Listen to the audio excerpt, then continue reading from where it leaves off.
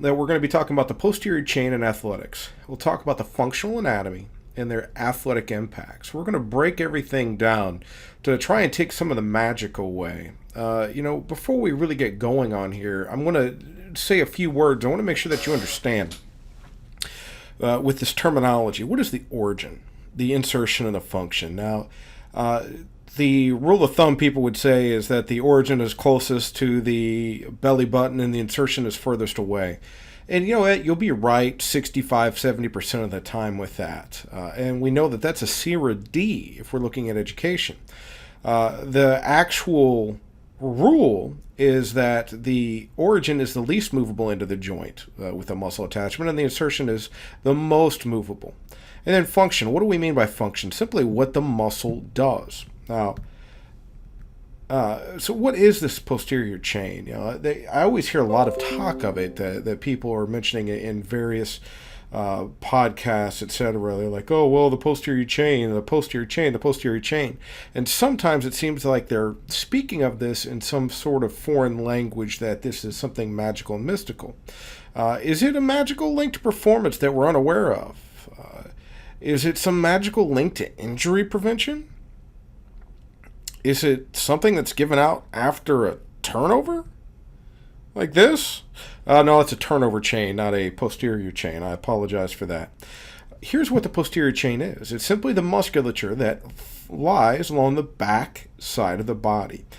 Some people have it going all the way up to the base of the skull.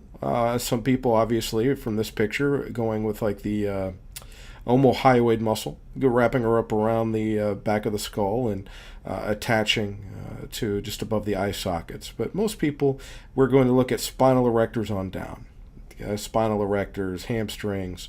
Glute max is not included in this for some reason. Calves, so both the gastroc and soleus.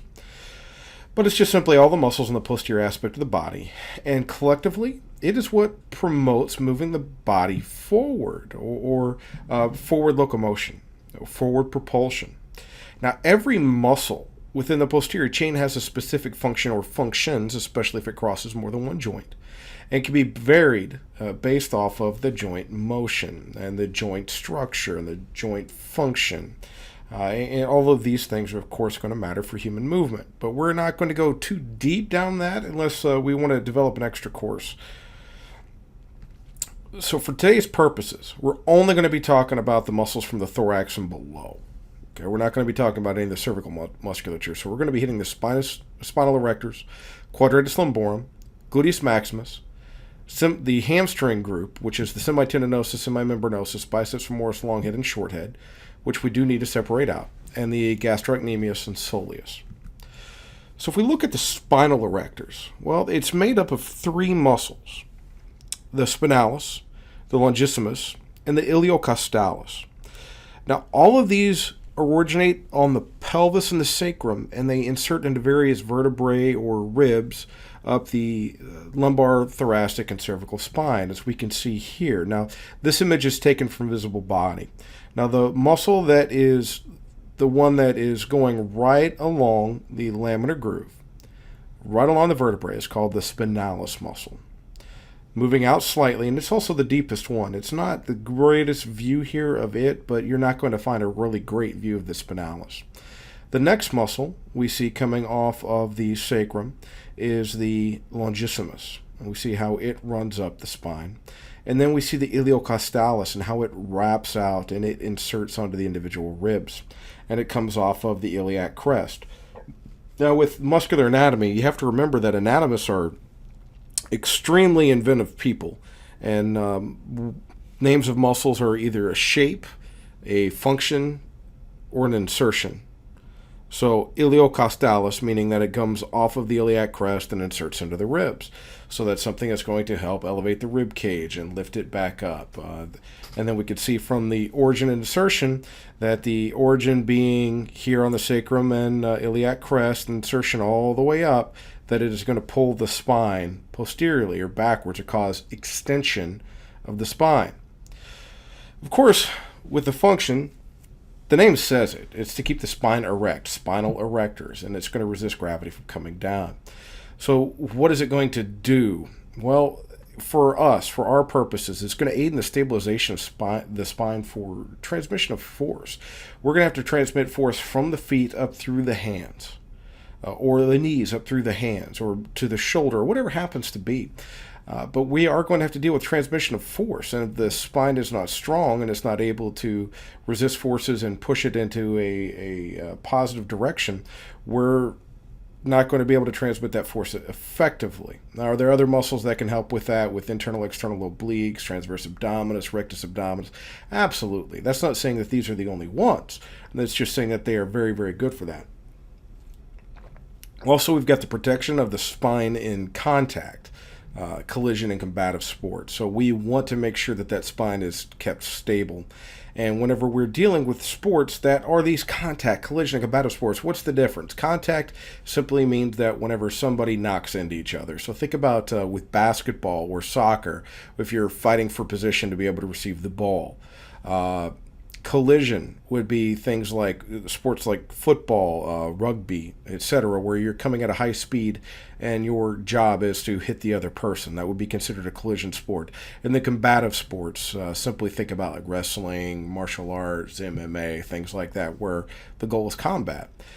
Now, in all of these sports, the spine, of course, is crucial. And injuries to it would be, well, injuries to the spine for anybody would be detrimental. But the positions that these guys get in, it would be more common to have those sorts of injuries. So they really want to develop the spinal erectors to prevent injury from happening, and also stabilization of the spine for during sprinting. Now, the exercises. Now, the exercises, this is where we get a little tricky. And I put for pure spinal erectors in eccentric concentric fashion, which would actually mean that you are flexing and extending the vertebrae. Okay. Now, this would be a back raise, or off of a 45-degree hyper raise, possibly going to the glute ham raise bench. You would curve down so far that you cause a flexion to occur at each vertebrae, and then you straighten up and come back up to parallel. Or eat parallel with the body, in line with the body might be a more appropriate term. And that's going to be the eccentric to concentric with that. Now, you have to get the flexion and extension for the vertebrae to really get the spinal erectors to their full extent, to go with their full action based off of their origin insertion. Now, you can train the spinal erectors with other exercises, and they can also be trained with movements that are supposed to be hitting the spinal erectors, but in an isometric type contraction. Things like Romanian deadlifts, glute ham raises, squatting, etc. The spinal erectors are on fire trying to lock everything into position. But it is, again, locked into position on eccentric and concentric contraction, which is, I think, important to differentiate these two. Now let's continue to move down the body, and this time we're going to move out a little bit. We're going to look at the quadratus lumborum next. Now the origin is on the iliac crest, and the insertion is into the 12th rib, the floating rib. It is the bottom rib. Whenever they're working together, okay, so that's what it means by bilaterally, that both are on the same side, it can cause lumbar extension. Unilaterally, it'll cause the same side lateral flexion in closed chain or hip hike in open chain. What do I mean same side lateral flexion in closed chain? If I'm standing vertically, standing straight up and down, and I fire my left quadratus lumborum, it causes my whole body to lean to the left. If I come back up, and let's say that I'm standing with one foot on a box, and then I contract the quadratus lumborum, maintaining my shoulder being vertical, it will drive my hip up. And that's what we mean by hip hike in an open chain. Now, if we look here, we can see this musculature. We see the iliac crest, here's that bottom floating rib, and here's the quadratus lumborum coming on along here. Now, one of the important functions of this in sport is whenever we aren't doing actual movement from the QL, but it turns on. Whenever it turns on, it actually is going to lock the pelvis down in place and stabilize it and prevent it from going down or going up. This is going to be extremely important whenever the right leg fires, the contralateral QL turns on, lock the pelvis in place to make sure that we're going in a straight line and we're not having shifts in the transverse or frontal plane, or shoot, even sagittal plane. That all of the force is going down the femur and into the ground, to causing propulsive forces. Now, again, the functions of athletics, like we said, we are going to have extension and side bending. They're absolutely going to be involved there. But that stabilization of the pelvis for the contralateral limb during sprinting, that is tremendous.